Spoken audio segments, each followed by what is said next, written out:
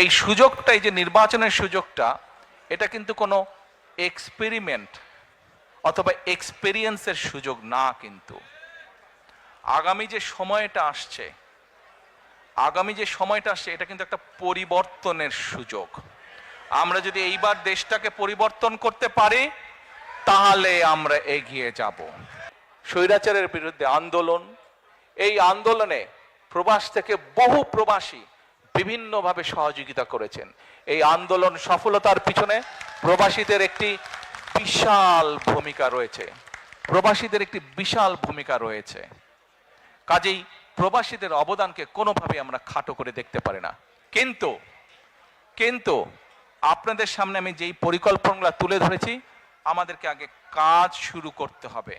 আমরা যদি কাজ শুরু করতে না পারি এবং আমরা যদি সকলের দাবি উপস্থাপন করতে থাকি, তাহলে কিন্তু একটা ইনডিসিপ্লিন তৈরি হবে, ফলে আমরা কিন্তু আমাদের কাঙ্ক্ষিত লক্ষ্যে পৌঁছতে পারবো না।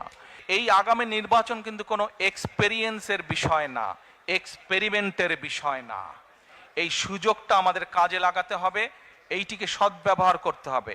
আপনাদের সকলকে, প্রবাসীরা যেরকম আন্দোলনকে গড়ে তুলেছেন বিভিন্ন সাহায্য সহযোগিতার মাধ্যমে, একইভাবে প্রবাসীদের সামনে এখন বিশাল দায়িত্ব হচ্ছে যে সঠিক দলকে নির্বাচিত করতে সহযোগিতা করা।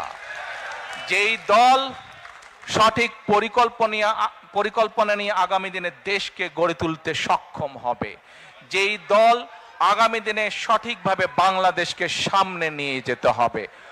আমরা যদি একসাথে থাকি, ঐক্যবদ্ধভাবে থাকি, তাহলে আমাদের এই প্রিয় মাতৃভূমিকে কিন্তু আমরা সঠিক ডাইরেকশনে নিতে পারবো।